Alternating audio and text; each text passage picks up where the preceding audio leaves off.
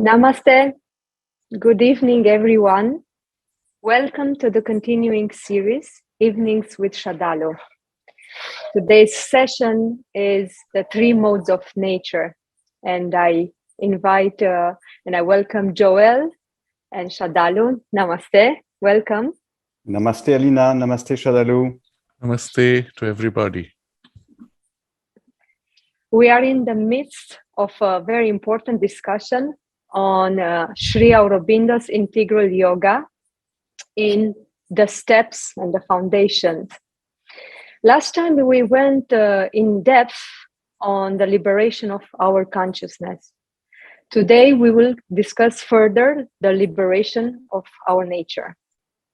But first we have a question received from Bhumika, which is related with our topic.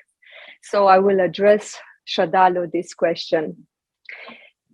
So Bhumika is writing, is transformation necessary for liberation, or are both parallel processes? Yes, it's a very important question and perfectly timed for our theme. When we use the word liberation, and the more accurate term in Sanskrit is mukti, there are many associations which come from our, past traditions and habits which are deeply ingrained in the culture, associations from religions and other priorities of various systems. And so the word mukti or liberation is associated with some kind of a withdrawal, always. That someone is free from entanglement, free from life, and implied is therefore free from action. The moment you engage with action, you engage with life, you are considered to be entangled and not free. Now, this association comes not only from a very practical experience we have, but there are traditions which insist that there is no way to be free as long as you're engaged. And so the goal of those ascetic traditions is withdrawal. So the word liberation, mukti, is very strongly associated with this withdrawal. Sri Aurobindo introduces the word transformation, which we don't find in existing traditions. Transformation is loosely in the vocabulary today associated with change, but change is not transformation. Growth is not transformation. Development is not transformation. You see, a lot of people want to change, grow, or self-development or collective development. All of these are good evolutionary processes. They bring about growth, they bring about change, etc. But transformation is something fundamentally different in that the very substance undergoes change of form, change of substance, change of quality, which makes it transformation. And so transformation, for example, a good example would be the food that you eat. You eat food which is largely plant-based, or even if it is meat, it is derived from plant. But the form in which the food goes is unconscious or semi-conscious substance. You eat it, it goes through a digestive process and absorption until it becomes the substance of your body. So let's say your fingers are made of the food you ate. But your fingers are conscious. They're not subconscious, they're not semi-conscious, they're quite conscious. There are parts of the body which are semi-conscious or subconscious. For example, the bones. You cannot feel the bones. Or if they have a consciousness, it is subliminal or subconscious to your hands consciousness. And because you are conscious, you are able to act, to exercise your freedom of consciousness. But the food you ate was itself from plant, originally rock. A rock modified by plant in a way that is fundamentally different. All plant tissue is rock rearranged at a molecular level. First transformation was from rock to plant by the active life force, from plant to animal, or from plant directly to us, by again a life force which is more mentalized, and it transforms what was originally rock into conscious living tissue. This is transformation, but a transformation by life and by mind. What happens when the power of the spirit, of the self, of Satchidananda, takes up this tissue of your physical body, which is really modified rock or transformed rock, and then transforms it into its terms, where the substance of your tissue itself becomes now participating in the oneness of Satchidananda, or open to the direct action of the Satchidananda, or plastic and refined enough that it is literally Satchidananda substance flowing into material density and expressing itself. What would such a body be like? That is what Sri Aurobindo refers to as a supramentalized physical body. We are still far from that. In between are many stages of transformation of intermediate grades. Just for example, your mind's infusion into the physical body in the fingers has transformed your fingers into a level of mental awareness, which you don't have in your toes. The intuition entering further into the fingers would make the fingers capable of spontaneous, precise, and even perfect action. But meanwhile, your toes have not yet been intuitivized, or other parts of your body, for example.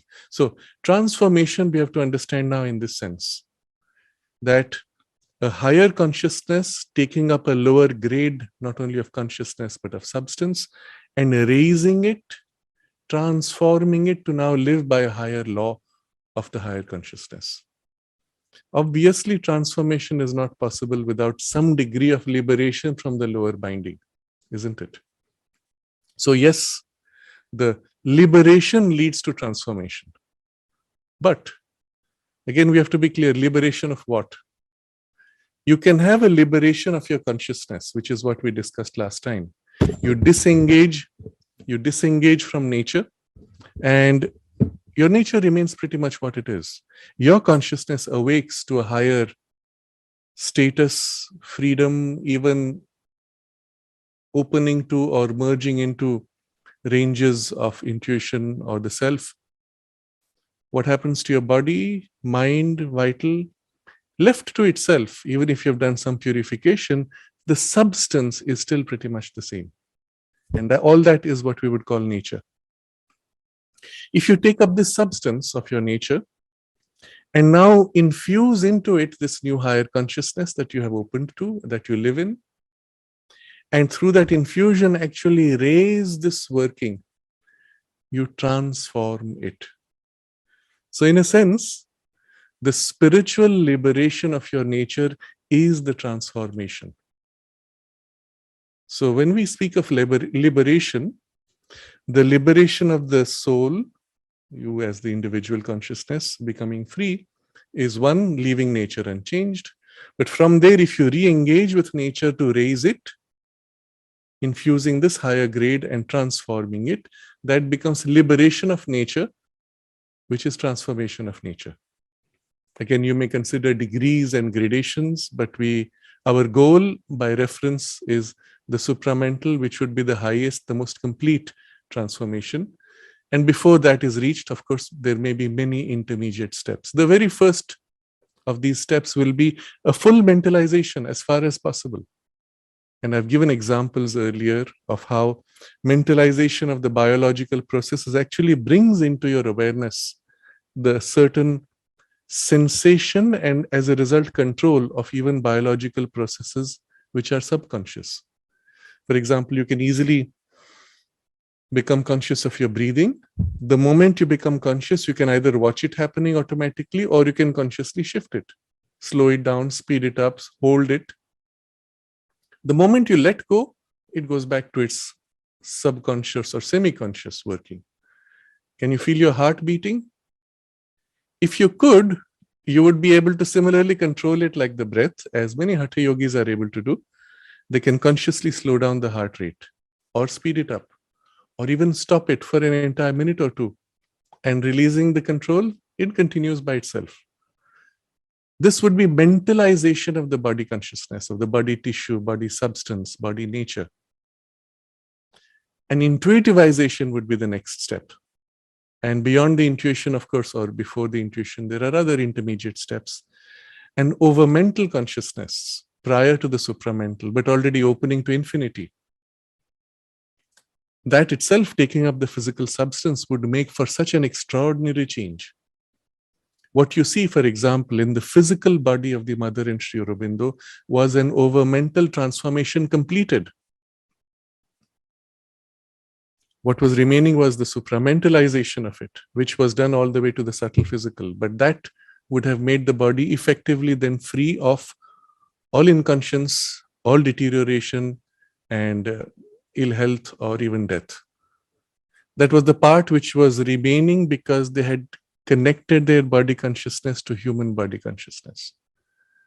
The implication is that whatever they have worked within their own body consciousness is now imprinted in the humanity's body potential. Your physical body potential, your vital body potential, your mind body potential have all been infused with the imprint of the work done by them in their body while connected to humanity. In other words, the breakthrough in evolution of transformation, which is necessary for the full completion all the way to the supramental, but still the breakthrough of going beyond the mind and almost completely into the supramental consciousness has already been done and imprinted in you as a potential. And what that means is it is there available almost as if an instinct. Still fine, still subtle. But if you can turn your attention to it and allow its emergence, the tendency, the trend towards this transformation begins naturally to imprint itself because of that imprint that they have created in humanity. It's an extraordinary gift. And one of the implications is that if we did nothing as a humanity, except just to survive the next, let's say, 2,000 or 3,000 years, this process would be happening quite rapidly in the mass of humanity through the generations, even with no effort on our part, because the push has been given. Of course, it's a different question whether we would survive that passage. But now, if we align ourselves to that consciousness, open consciously to its higher, freer working, and allow its infusion into our mind, life energies, and physical body, the readiness of a certain kind, I won't say the receptivity, but the readiness of a certain kind is already there. And if you bring in sufficient receptivity, that action already begins, however indirect, to push a change in your mind first, which is the most plastic, then in the vital and in the physical. And that would be already steps in the movement of transformation. So, liberation of your consciousness is essential. Liberation of nature thereafter begins the process of transformation. Your consciousness opening to higher ranges, acting as a bridge onto nature, accelerates this transformative process until the full liberation of the soul into the divine status of consciousness, accompanied by nature's liberation to the same status, allows the two to fuse. Your soul now flows with its power to become nature. Nature is constantly a spontaneous expression of the soul's freedom and divinity. So that's the relationship between liberation and transformation. In a sense, they are parallel processes, and yet transformation depends on steps of liberation for its fullness, and particularly liberation of nature, which is the theme for today.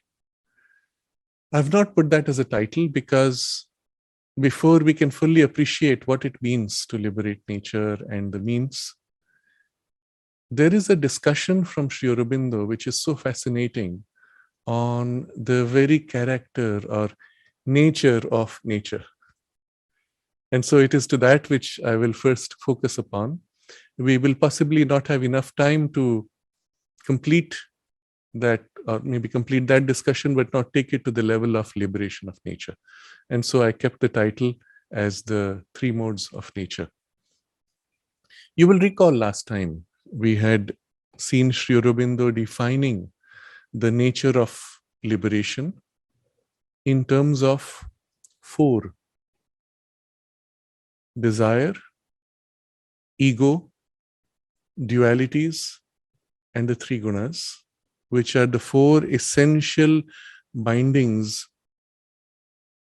from which we liberate and would have an automatic implication of liberation from everything else. He went always to the root, as we have seen.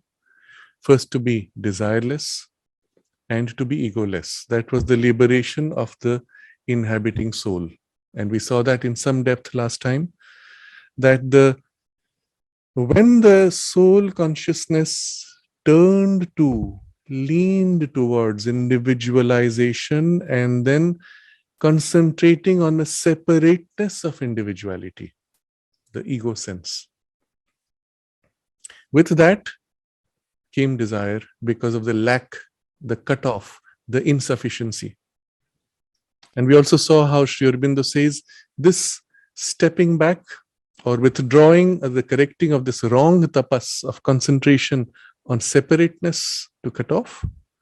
If we come back in concentration to the true tapas of the divine will flowing without experiencing separateness, but flowing in an individual focus, that is the same as liberation from ego.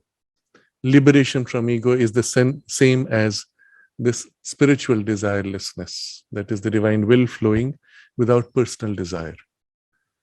It is still in the experience a personal action, but personal in the way it is expressed. But the will itself unites with, aligns to the full working of the universe in the cosmic will, in which the divine flows.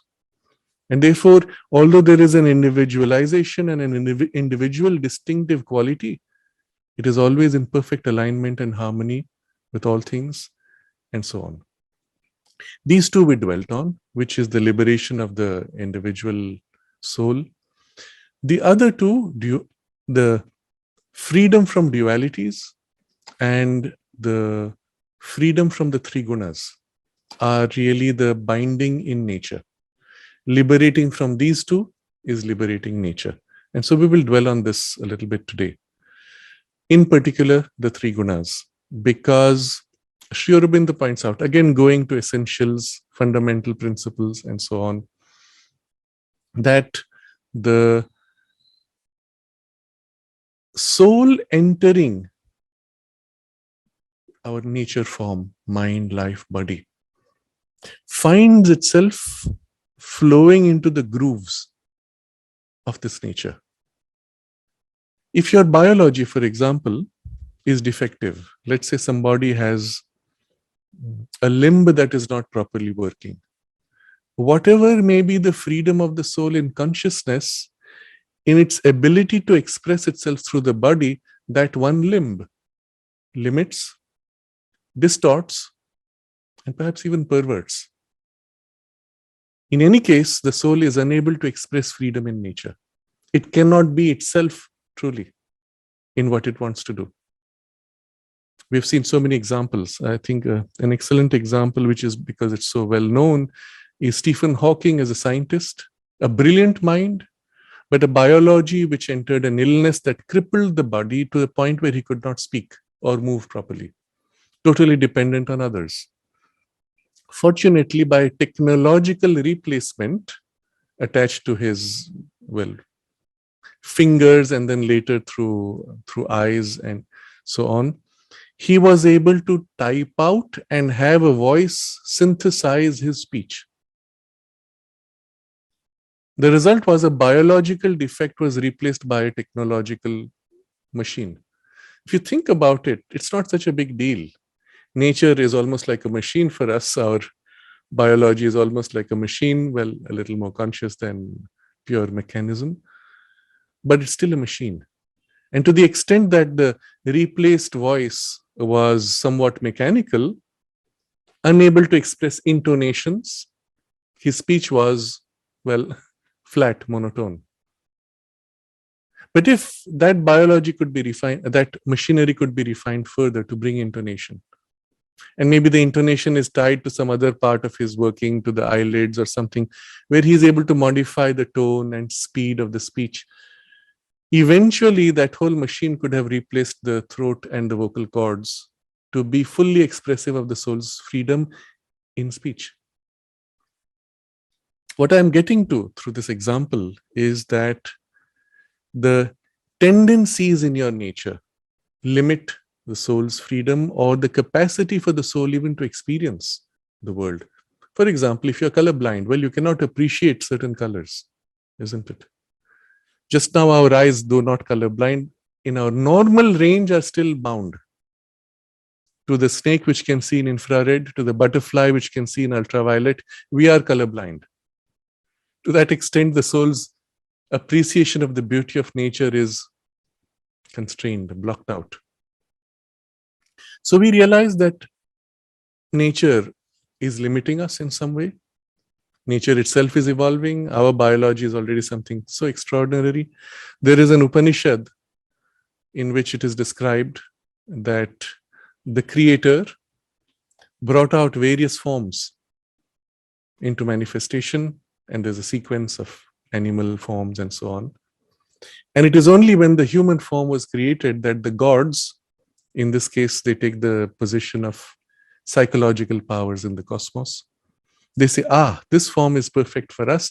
And then there's a description in the Upanishad of how each of the deities takes on a different station in the human body form.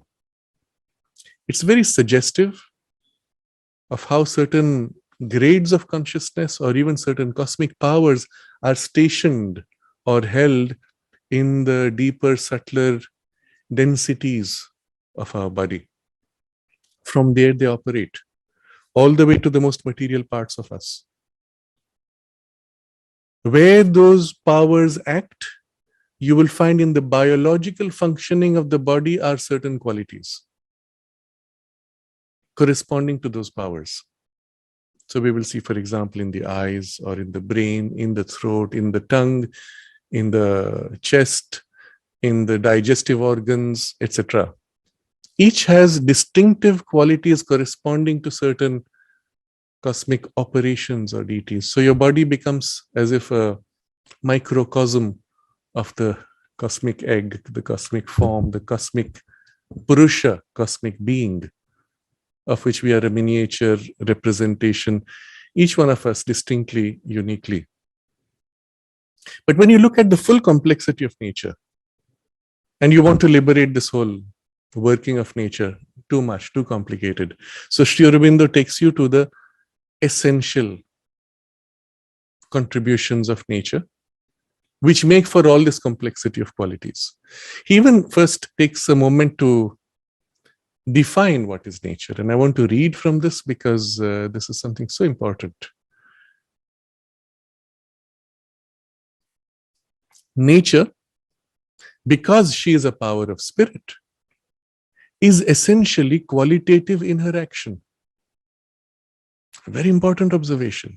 What is nature after all? When you look at everything, all the workings, and look outside ourselves, not just our individual nature, but everywhere, what you touch, what you experience, what you engage with are qualities.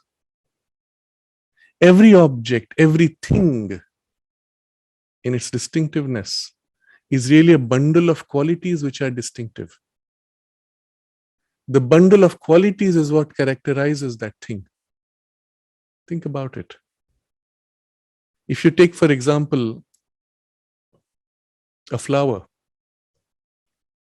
the qualities that touch your smell, the perfume of the flower, the qualities which interact when you touch the petals, the qualities which reach you through reflected light to your eyes, those are what make for the experience of color, texture, or smell, which are distinctive to the flower. Change those qualities. Now I take a flower, I modify, I change the smell, I change the texture, I change the color, and it is a different flower of a different species. The characteristics of one species of flower and another species of flower is a certain bundle which is distinctive of qualities and a different bundle of qualities which is distinctive. Now you may say it's the form, but I will say no, it's the quality that you have engaged with, which in your mind gives the appearance of a form. Think about it. Because of the way light reflected in certain parts of space, where the petal is, you have the picture of a petal in a shape. If the light reflected beyond or did not reflect from those parts, you would have a different impression of the size of the petal or the color. When a butterfly sees the same flower, what to you may be a simple flat color on the entire petal, the butterfly will see distinctly different shades in the center of the flower, as if attracting it to come and take the nectar from the center of the flower. To the butterfly's perception, perhaps the periphery of the petal might be less visible or less important than this, which is so vividly solid looking, attractive looking, and so on. So think about it.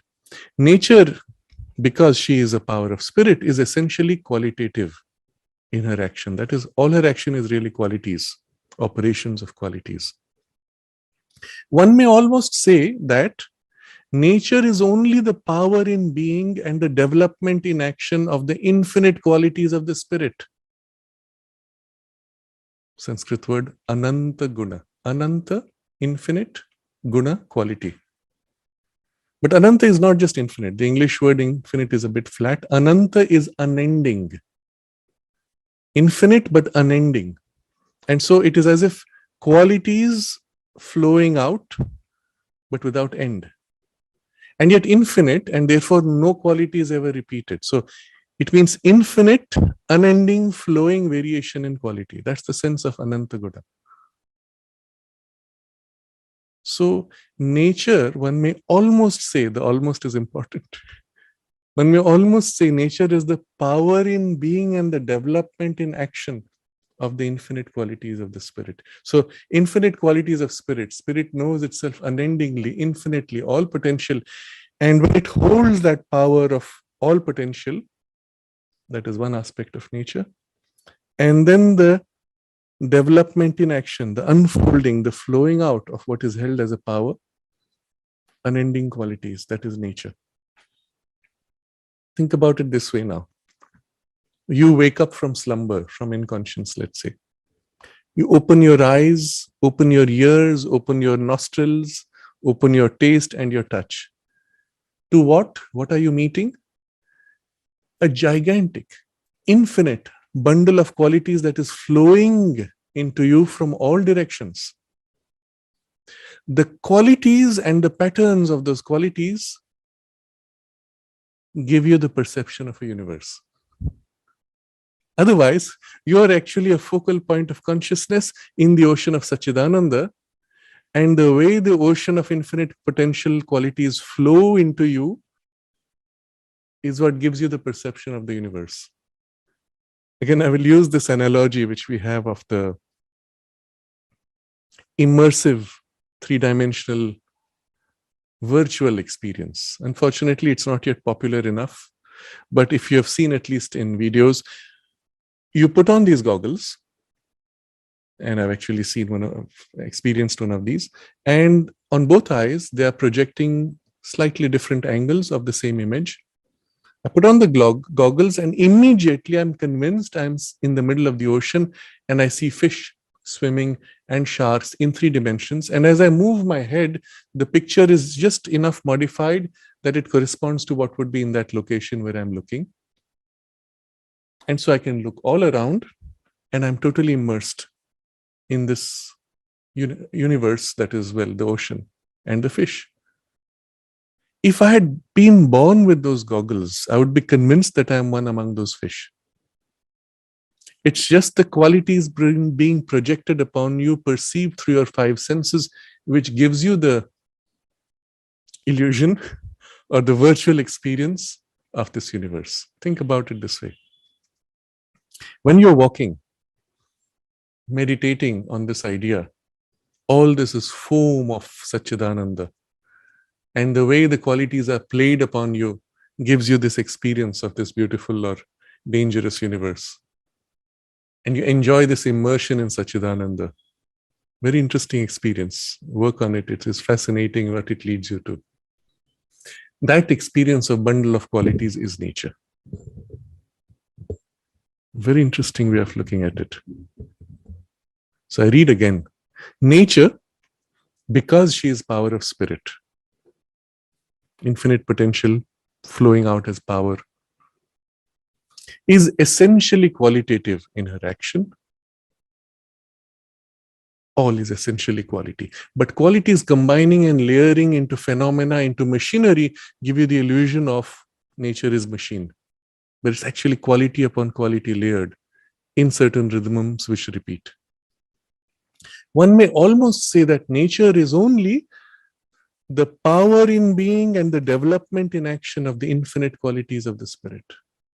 So the almost is because although these qualities are flowing and nature is just that, into these qualities, into this power of being, into this development in action of infinite qualities is the consciousness of the Lord, the Spirit, the Supreme, flowing, supporting, underlying, in whichever way you look at it. They're never really separate. So, Spirit, supporting, flowing, unfolding in all its infinite potential, and then sequencing itself. The power to organize is that supramental power. Sequencing itself in space, in time, in extension, in unfoldment is nature, qualities of infinite potential. All else belongs to her outward and more mechanical aspects.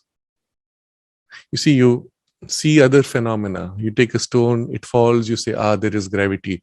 Of course, you've explained nothing, you only described something. And so on.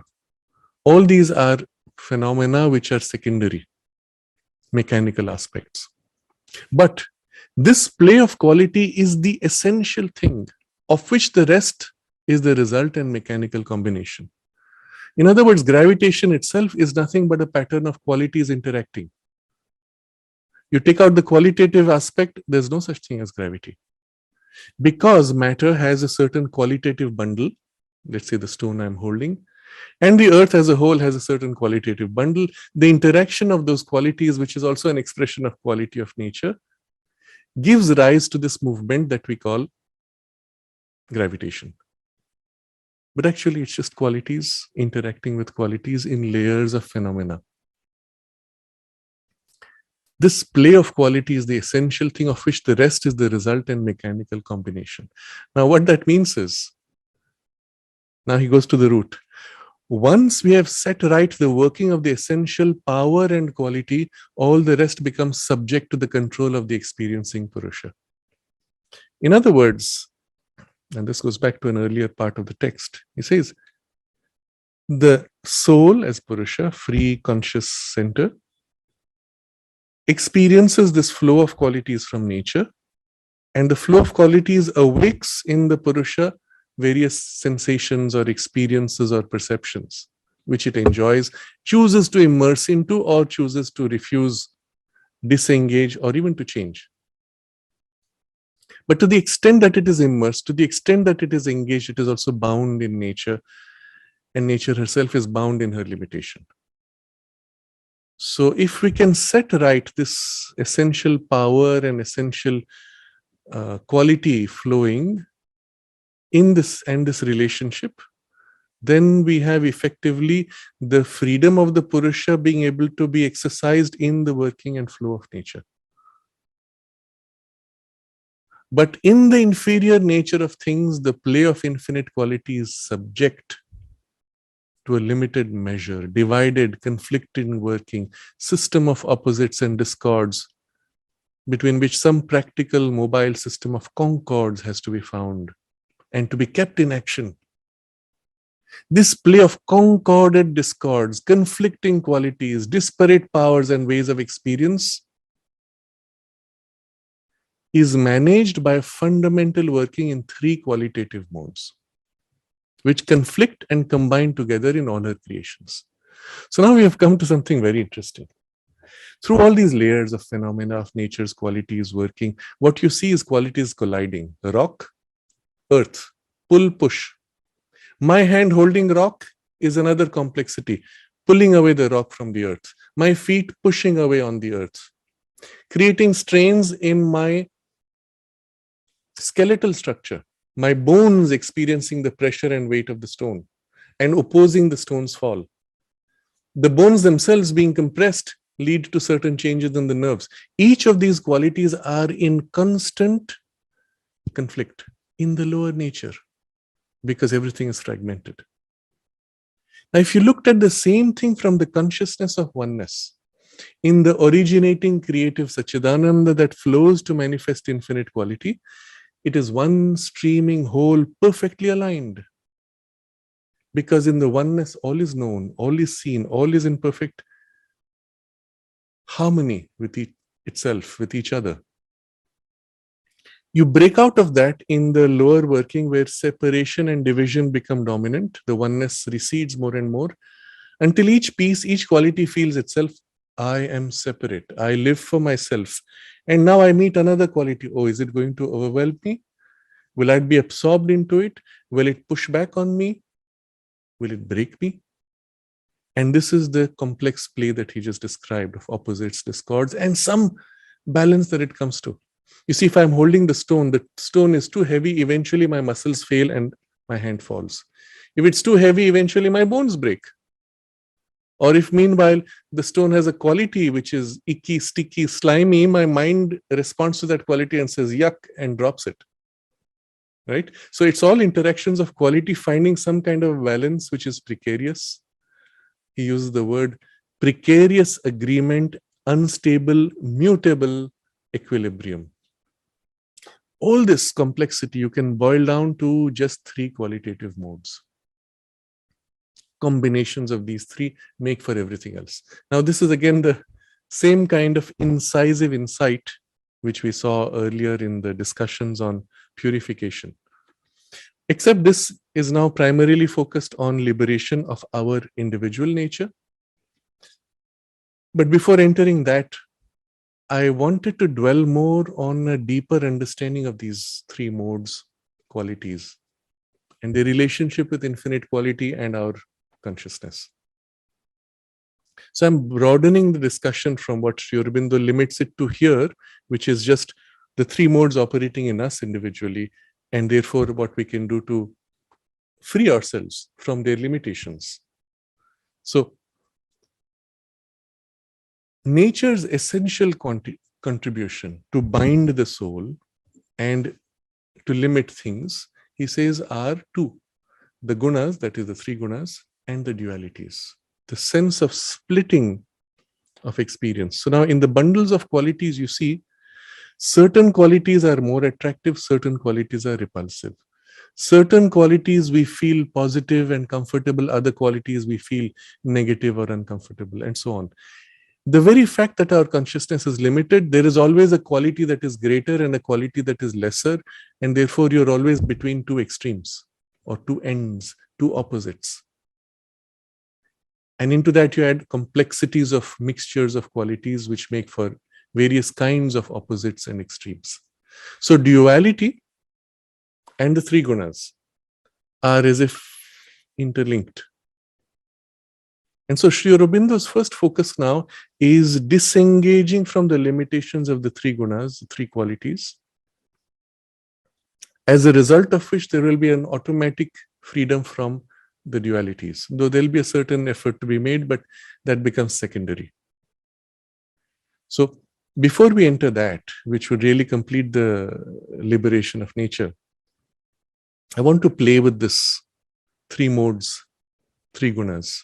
We give 3 names, and this is part of the traditional Sankhya system of philosophy, which has deeply meditated on the character of nature and these fundamental essential qualities out of which everything is built. Remember, in the Satchidananda, nothing is constructed. All is free expression of infinite qualities of one consciousness. When you come into lower nature where all is fragmented, all is construction, mixture, combination of fragments. and so no underlying oneness, at least overtly. So in nature's working, there is a construction of all appearance of infinite quality by combinations of three qualities. So what we are seeing now in the divided lower working, all of this apparent infinite quality boils down to combinations of three. The names are Sattva, Rajas, and Tamas. Tamas is inertia, heaviness, resistance, dullness. And as Sri Aurobindo points out, our physical body primarily is a vehicle of tamas. And the very nature of matter being that. And therefore, its influence on the mind and the life energies is primarily tamasic. Of course, in the body, there's a rajas and a sattva, but they're largely as a result of those two influencing the body. The next rajas is kinesis, forcefulness, action, push, passion, endeavor, struggle, initiation, starting. And all these in us are naturally centered around the vital being, life energy, prana, which adds that influence to the physical and even to the mental parts. The third characteristic, the guna quality, is sattva, the principle of assimilation, equilibrium, and harmony, which is most characteristic in us in our mental being, and from there influencing the prana and the physical body. But this is for the purpose of our understanding in our nature and therefore what is needed for liberation. But I'm going to take this now a little deeper into the general processes of these three qualities. Look at it this way. If I take an object, a rigid object, and I place my finger on it, here's a mobile phone, I place my finger on it. At the point of contact, what do I experience? Touch, which as I press more, becomes resistance. The resistance compresses the tissue of my finger. If I press more, there's a slight yielding. If I press even more, eventually there's a crack. If I pause in between, there's a balance, a harmony. Where is that balance? Well, it depends on the hardness. Contrast this now with another flat object. It also looks similar color, let's say, but it's not glass. What is it? I put my finger, let's say you're blindfolded. I feel the touch because there's a resistance. I push further and it yields. You can see the bending. It yields, but with slightly increased resistance. If I push further, it yields and there's a steady yielding until at some point, suddenly it becomes a harder resistance. And I have to really push hard to push further. You could graph this. Resistance to pressure and the yielding movement. You could graph it. That particular pattern would be, well, the qualitative character of this thing, foam in this case. Now I will take two different types of foam. Pressing on each, it will be a different pattern of quality.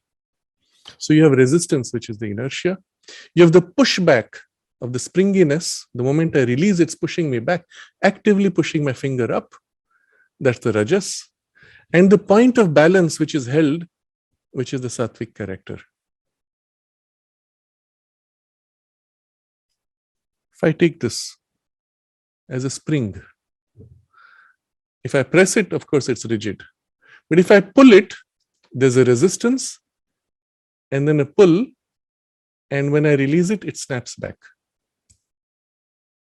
The particular mix of tamas, rajas, sattva, combined with the actual contact on the fingertip of this smooth, which is also a mix of sattva, rajas, tamas, and the mix in the response to my finger pressure defines this spring, defines this foam, defines a different foam. All reduces to bundles of these three qualities in various relationships. There's an interesting observation here. If all three, or let's say all three qualities are removed, what happens? Put your finger somewhere where there are none of these three qualities. Nothing. I get neither resistance, nor kinesis, nor balance, nothing. It doesn't exist. In other words, if you remove these three qualities, there is no existence. You bring them in, something is there. But there's another caveat, very interesting observation. When these three are equal and perfectly in sync, so an object that is resisting, pushing, balancing, all three in equal proportion, it's as if it does not exist. Interesting. So put my finger, there's resistance, kinesis, and harmony, balancing equally. It does not exist. In other words, something exists when of these three in balance, something goes out of balance. And then something else goes out of balance, but in a different proportion. And the combination of their imbalance is what makes for the particular quality. When their imbalance is extreme, you have intensity of quality. But if all three became equally extreme, you would have nothing. Again, think about it. It's a very interesting observation. It means all three qualities in their essence could be infinite, are in fact infinite, because nature is infinite energy. Infinite energy of putting out a quality of infinite tamas, infinite rajas, infinite sattva, simultaneously in balance makes for nothing. And then one of these three goes slightly out of balance, you say, here is an object. Something is there. And you modify the balance of, or rather the imbalance of these three, and you have different kinds of properties, qualities, or objects, but always backed by the infinite ocean of all three, of nature's energy. Think about it. This is so fascinating. You could go into empty space and say, there's nothing here. Actually, there is infinity of all three qualities. Do something now to slightly push one of these off balance, and you have created form. Get into physics of quantum electrodynamics, and they will tell you weird things. Actually, they're not so weird when you look at it this way. They will say, at any moment in so-called empty space, there are two particles which suddenly appear, let's say a photon and an antiphoton, electron and an anti-electron. They suddenly appear and disappear. When they appear, they are as if opposites or reflect each other, and then they rejoin and disappear. In other words, in this ocean of infinite qualities of the three types, let's say, there are ripples. Momentarily something appears and subsides. Momentarily another thing appears and subsides. Repeatedly you have these ripples, but they're so brief, so shallow as ripples, that you say they are virtual particles. No, they're not virtual, they are real.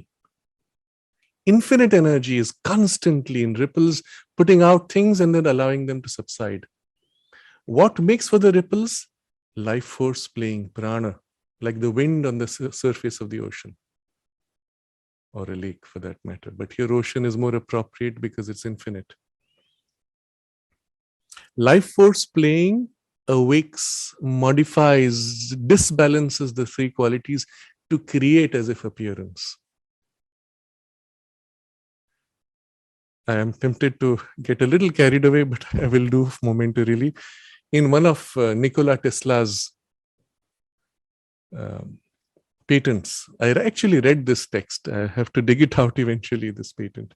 It was some 25 years ago that I read it. He says, there is no satisfactory explanation for the appearance of matter and its equivalence of energy unless we accept the ancient Hindu idea or the Vedic idea, he says, of an infinite ocean of energy and the prana playing upon that energy, modifying it. So the ether, he says, he uses the word ether, akasha, and then prana, playing on it. And in prodigious whirls, moving things. which makes for the appearance of a particle which is stable. If the whirl is not prodigious repeating, well, it is unstable particle, and they call it virtual particles. They momentarily appear and disappear. Very interesting. So our whole understanding of this three gunas is so important. If you really want to go in depth into this, you could see it as infinite energy, putting out infinitely the three qualities, because infinite can only put out infinite, but disbalancing them in finite differences, creating for finite forms, finite appearances. Catch this and you have understood how nature works, because you went to the very fundamentals of nature's working. Amazing, amazing insight. Sri Aurobindo, of course, just puts this as suggestive here. He deals with this question in a different chapter of the Karma Yoga, in the Synthesis of Yoga. He deals with it again in the Life Divine also, and in the Essays on the Gita, because the theme of the three qualities comes in all these, the three gunas. So I will read again from a portion of Sri Aurobindo. These three principles, okay. The metaphysical bearing of this classification does not concern us, but in its psychological and spiritual bearing, it is of immense practical importance. See, that's the focus of this chapter. I'm going beyond that to the general other bearings. Because these three principles enter into all things, combine to give them their turn of active nature, result effectuation, and their unequal working in the soul experience is the constituent force of our active personality. What is it that defines, characterizes your personality, where their unequal working of these qualities in the soul experience? Our active personality, our temperament, type of nature, and caste of psychological response to experience. So not only nature is throwing this, well, let's say infinite quality patterns on us as universe, but our response to that universe is also defined by internally these three gunas and their combinations working, their unequal balance. This inequality is critical. In nature, you can say ocean, which is infinite, and so inequality, finite of infinite qualities. Within us, you don't see immediately infinity, but nevertheless, that is also the reality. Everywhere, all is essentially infinite, but with variations which are finite to make for appearances that are finite by the disbalancing of these three gunas. Interesting. The soul in its personality is obliged, as it were, to run into their molds. You take on the body, you've just plugged into a, let's say, robotic machine, and you say, what can this body do? There's a very interesting movie, I forget now the name of this movie, in which they had effectively captured, science fiction, your personality, your consciousness, or your soul into a little crystalline piece, which they would plug into the neck, and so you could take on any bodies and switch bodies. And there's a description there of how some guy is plugged into a young body and he says, oh my God, now with the young body, I have all the rushes of the youth, which I need to deal with. Think of the soul consciousness when it plugs into the body, depending on the type of body, it finds itself compelled by the very nature of the gunas of your personal nature. If this temperament of the mind-life body is naturally introspective, pensive, laid back, you as inhabitant would find yourself drawn into that pattern. If this pattern is naturally rajasic, pushy, dynamic, and wanting to conquer, well, you'll find yourself sucked into that pattern of behavior. The soul in its personality is obliged to run into their molds. Mostly too, it is controlled by them rather than has any free control of them. Think about your patterns of behavior, your reactions, your interactions, and your character and your temperament, all the words that you used earlier. Did you choose them? No. They're in a large part the imprint of your nature, not you. When you have habituated yourself to identifying with it, you say, I am calm, I am dynamic, I am. No, you're not. It's your nature, which is to which you've identified. And occasionally you do feel a disconnect in certain parts. I actually want to do so much, but my system does not respond. It is too lethargic, especially when you have an illness of some kind or some defect in your nature. You have, for example, diabetes. One of the most common side effects is lethargy, inertia. You can't help it. You want to do more, but you can't. And so on.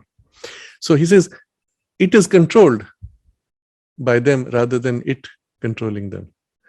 How do you free yourself? The soul can only be free by rising above and rejecting the tormented strife of their unequal action and their insufficient concords and combinations and precarious harmonies. So either it can be in a complete quiescence of rising above, or either there's a complete quiescence of the gunas or there's a rising above. These are the two options. So there must be either an emptiness of the gunas or a superiority to the gunas. Now, when you so rise above, maybe you disengage from the nature's limitations, but nature is still left as it is. Still has the same patterns. You disengage and withdraw. I say, I'm free now. I live in some greater liberated poise. The moment you say, now I want to speak about it, now I want to express it in art, now I want to manifest it in some form of work, the moment you re-engage, you are sucked into the modes of your nature imprint, locked into it, bound into a defective, deficient, limited, etc. discord. So you need to liberate nature if you really want to be able to manifest your state of consciousness, and that liberation of nature becomes now, well, steps of transformation. Well, first we will still call it liberation. Transformation is when a higher consciousness will then change its working into its terms.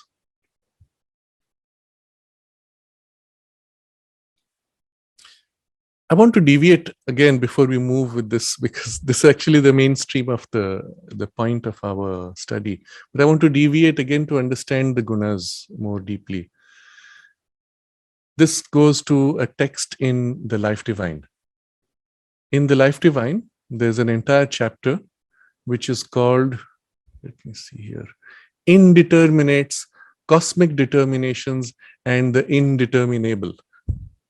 A very scary sounding chapter, fascinating for what it covers, and it is actually wonderful, but difficult. I recognize that it is difficult for most people to be able to understand, but I will read from some parts of it. When you actually dwell on what he's saying, the revelation, the insight is so extraordinary, and it is one of the most joyous when you understand what he's revealing there.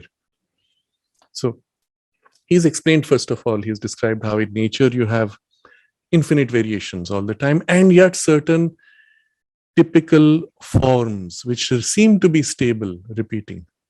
So if you take a particular flower species, the species type is common, but in each, the flower is totally different. You take a single flower, and although all the petals are same, each is distinctly different in some fine variations, and so on. What makes for this character that there are certain fixed distinctive types and then around it infinite variations? And he goes through a whole logical process, which I won't go into, which is also fascinating. He says it has to come from something, from the very origin of that impulse, which is the creative energy. It must be backed by this infinite potential, Ananta Guna. And yet at the same time, the consciousness, which is expressing infinite qualities, must have certain distinctive, well, aspects which then get represented in these types. So all that we have taken, let's assume, now I read from the text, all the unexplained processes of nature would find their meaning and their place if this hypothesis is proved to be tenable. Now he explains what is happening. Energy seems to create substance. We saw that the energy of nature putting out these qualities gives you the appearance. But in reality, as existence is inherent in consciousness force, so also substance would be inherent in energy. The energy, a manifestation of the force, substance, a manifestation of the secret existence. So now he has put a relationship between energy and substance, which corresponds to the Sat, existence of Satchidananda, and the consciousness force, the dynamic aspect. So you have substance and then you have energy. In our appearance in nature, which is what science also recognizes, it's as if out of energy the substance arrives. But he actually says in the relationship, it is out of substance, out of Sat, that the consciousness force emerges. So what is really happening here? He says, the energy, a manifestation of the force, substance, a manifestation of the secret existence. But as it is a spiritual substance, it would not be apprehended by the material sense until it is given by energy the form of matter seizable by that sense. So there was an underlying spiritual substance.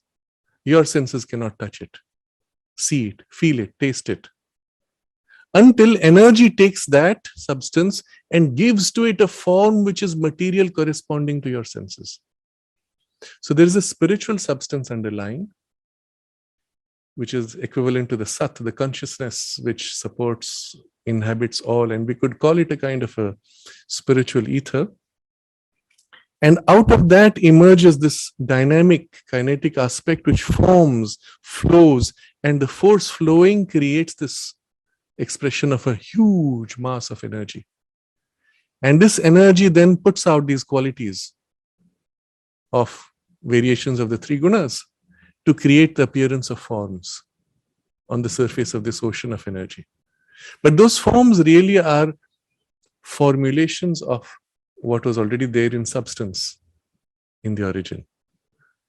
And now comes some extraordinary insight. One begins to understand also how arrangement of design, quantity, and number can be a base for the manifestation of quality and property.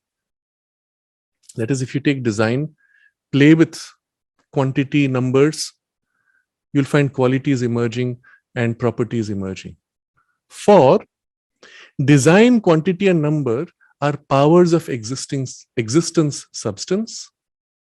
Quality and property are powers of the consciousness and its force that reside in the existence. So you have here the Purusha and the Prakriti, soul and nature.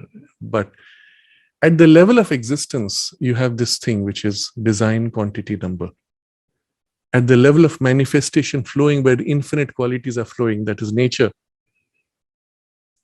in the consciousness, in the force that you find this. But that consciousness force was residing inside existence, in the form, in the design, quantity, and number. And out of that, it flowed to express qualities. Right?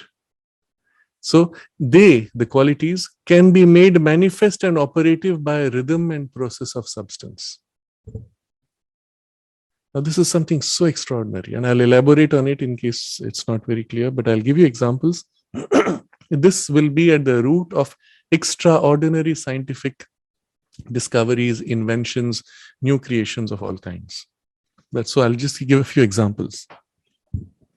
These qualities and properties as powers of consciousness can be made manifest by rhythm and process of substance, by playing with the design, quantity, and number. So let's take an example here. When I run my finger over this, if you look at the structure of the foam, there are little pieces popping up. If you look at the structure of my finger surface, there are little ridges, which we call the fingerprints. As I run my finger over this, the ridges meet these little projections of the foam, and there's a resistance and then a release, resistance and release, resistance and release as it slips over several of the finger's texture on this texture. What you see here, which defines the quality of the sponge, is the design quantity number. Same here on the finger, design quantity number. Meeting design quantity number effectively is experienced as quality meeting quality. In other words, if I took this, modified now the design of the little thing sticking out, modified the quantity and the number, spaced them differently, arranged them differently, I could replicate a completely different surface or a completely different surface, which is now smooth. And I'll say, oh, I'm touching glass. If at a nanostructure level, I modified again the design quantity number, I'll say, now I'm touching cloth. Change again, and it'll be, now I'm touching water surface. Think about what that means. Of course, what he's describing this is at the level of an underlying consciousness, which is a spiritual consciousness. To make it material, it has to pass through the translation of a physical energy that creates a replica of that through the play of the three gunas. Play with the three gunas, play with the arrangement of their design quantity number, and you have anything you can create of combination of the three gunas. You see what the potential of the technology is. If you can take a material and reduce it to its underlying reality and modify it there, the material transforms into a different material. You take iron, modify something at the level of its design quantity number. How? By imposing design quantity number on it of some other type to modify this, which basically you can view as its bundle of gunas modified by another bundle of gunas acting on it, and it becomes gold. And yes, it is physically possible to make that transmutation, which, as you know, was a quest for many people who some of them successfully did. So the qualities can be made manifest and operative by rhythm and process of substance, meaning they were always implied in the infinite quality of the underlying sat, substance. But by changing the design quantity number, they can be made operative and manifested. Think about what that means. Effectively, you could take any underlying substance and by playing with it, make any quality manifest and operative, which was latent as infinite potential. In other words, nature can be made to express anything from that underlying substance because all is implied, and the means is changing this design quantity number on a very physical level now, I mean. Not in that essential. In the essential level, it is pure consciousness, freely willing to express whatever it chooses as quality. Here in lower nature, in the reflected, fragmented lower grade, it has to go through a process of nature with the three gunas combining, and at the root, really a pattern of design quantity number through which the three gunas combine to make for all possible variations. That's why lower nature is bound to the three gunas and their limitations, whereas the divine nature is consciousness spontaneously flowing to express any quality, not bound by the three gunas, not bound by their limitation of capacity to design quantity and number, because it's all in finiteness that you have limitation.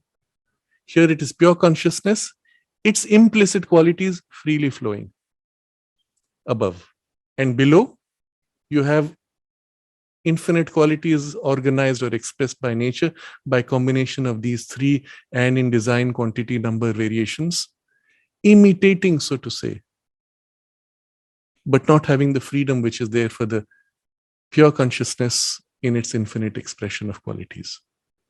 Now you can see how this and that are related, but you see the defect here. Why you need to rise above the three gunas. The term in Sanskrit is atita, standing above, triguna atita, above the three gunas you stand.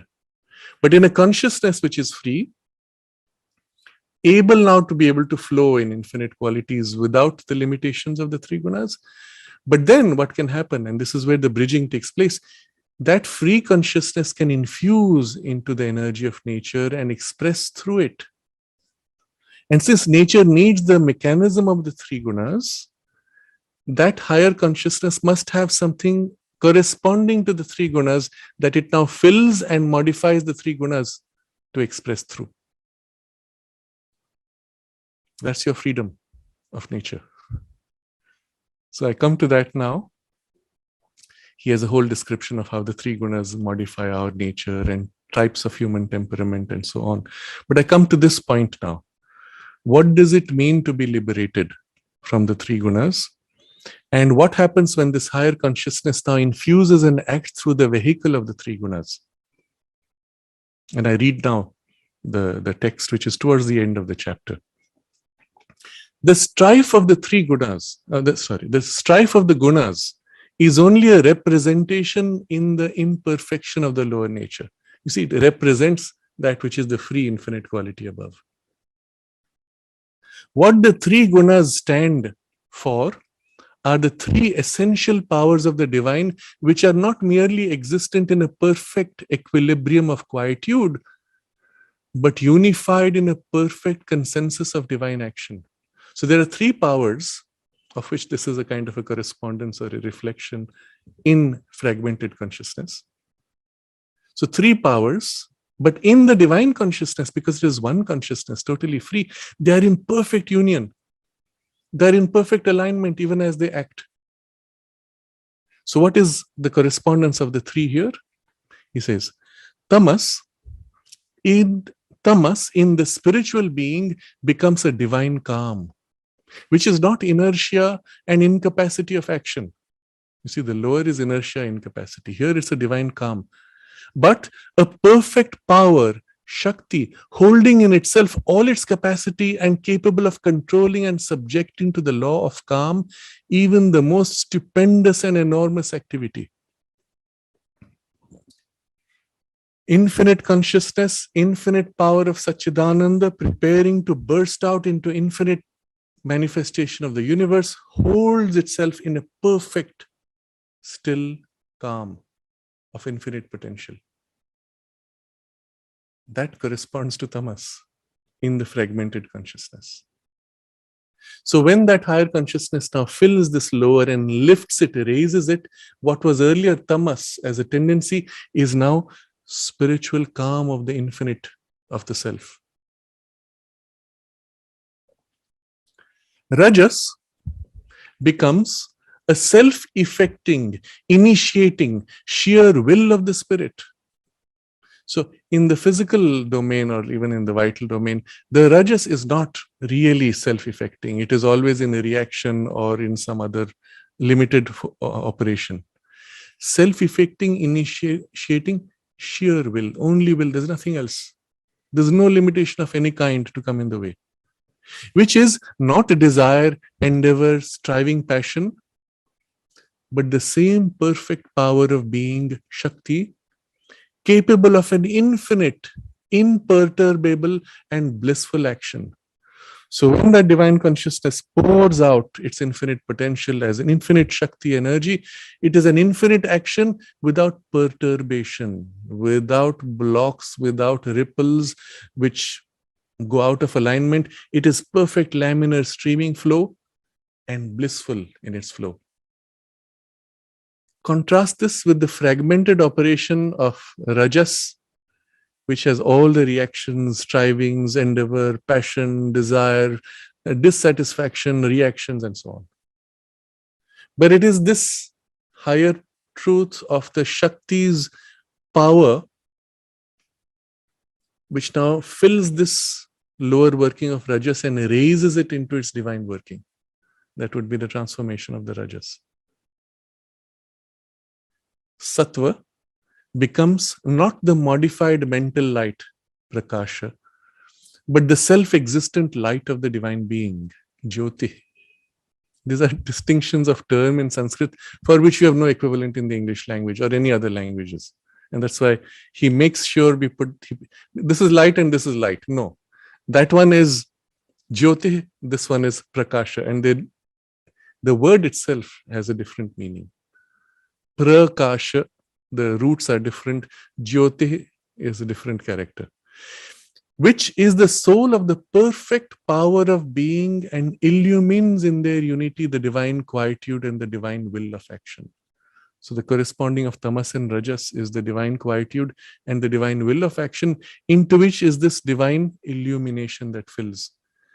That corresponds in the lower to the sattva, in a fragmented consciousness, which is, as you can see, an adaptation and harmony of some kind. But even in the mind, it takes on this form of a, well, mental light.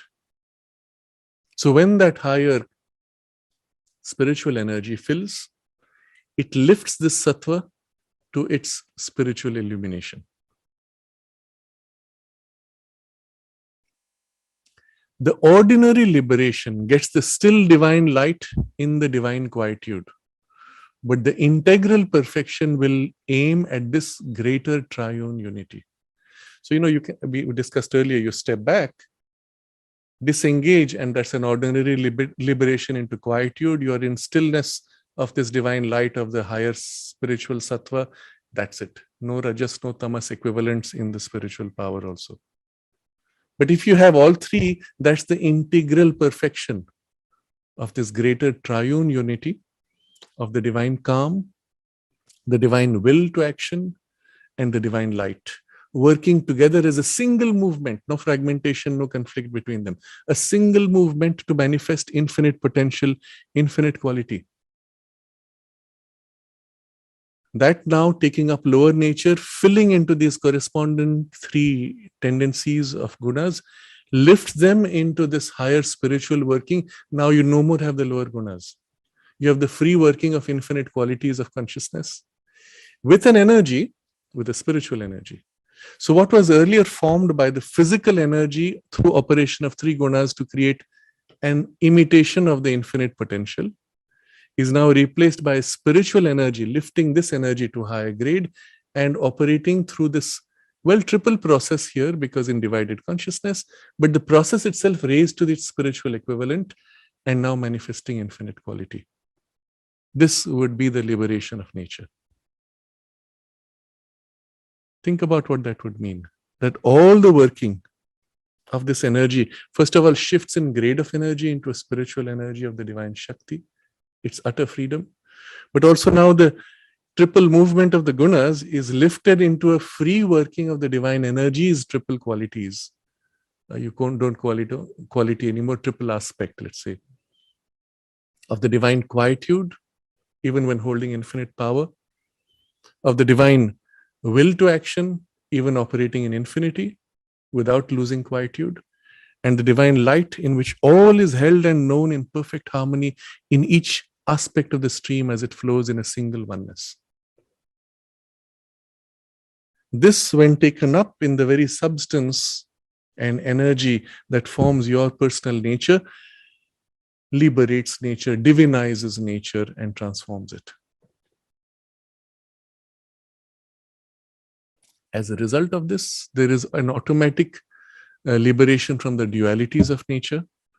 And where earlier you had to have a limitation of dualities, here now you find all is seen in a larger aspects of the one, aspects of the self, and so on. He gives various stages in between where you could even rise above dualities, but not in this liberation. You would be in a vairagya, disgust for the world, step back. Now you're free of the dualities, but you can't engage.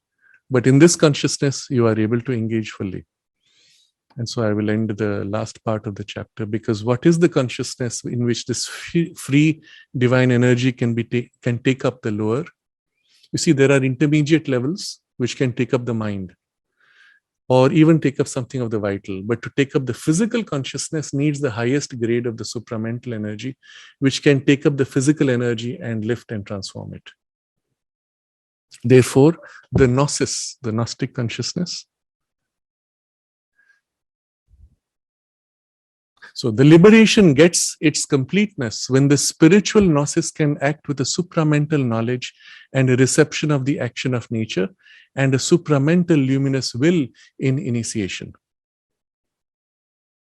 And so what happens when you live in that consciousness? What do you experience as you look at this virtual reality that nature is projecting onto you with the apparent infinite play of qualities?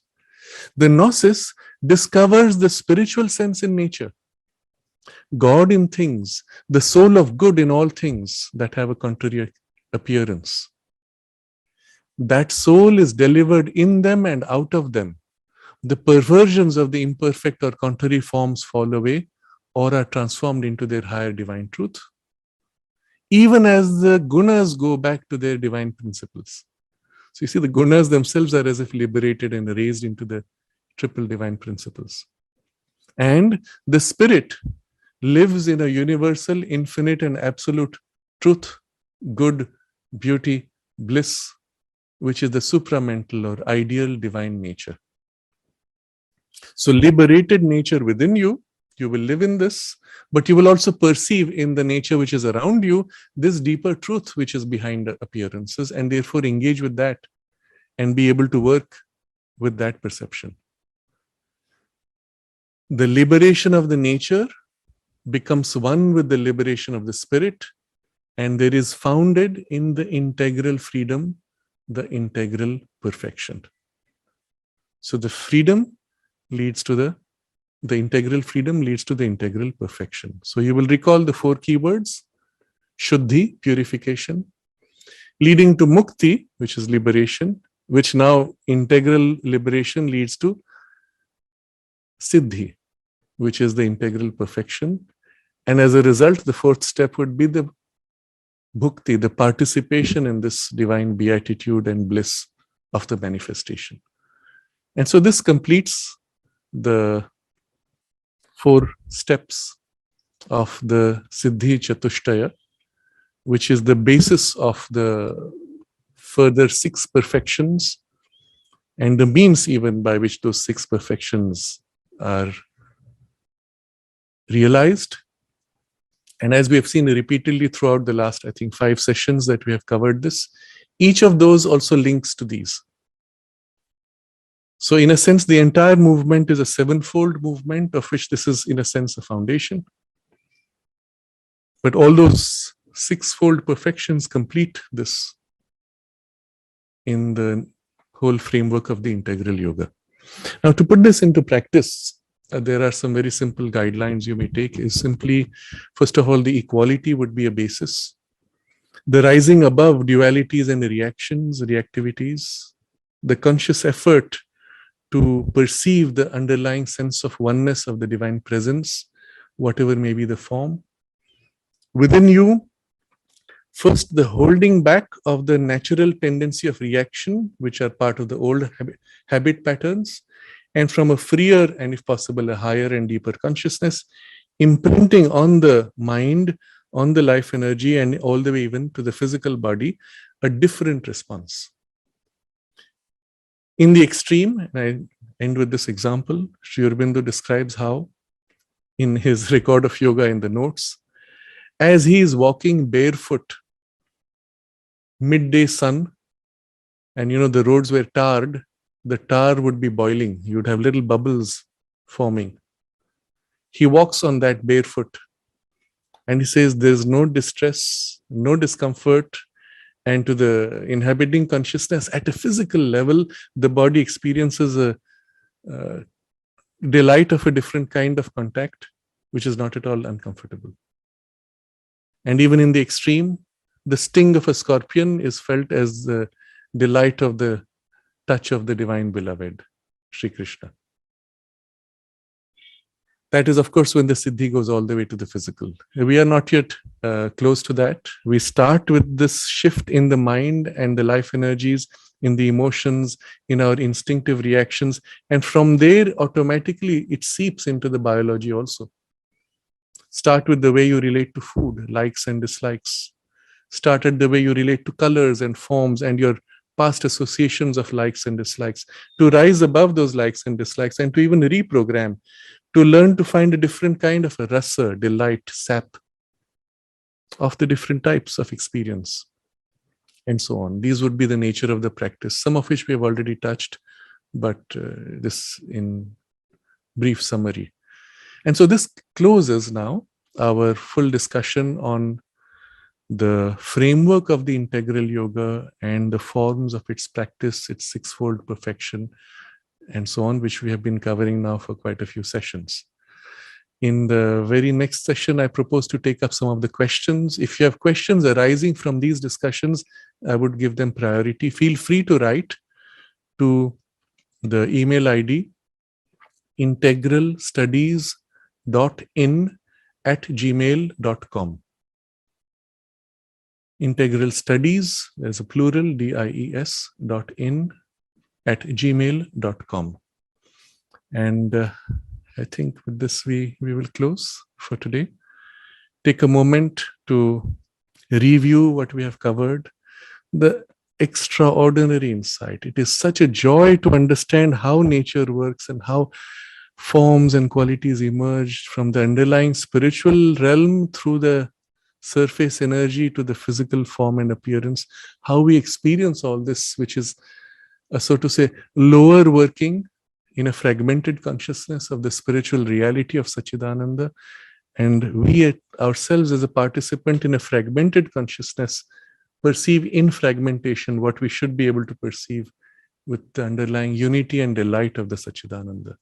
And to understand all this itself is a kind of a liberation in the mind. And at least we can dwell on that to begin with, and then more and more to deepen and put into practice.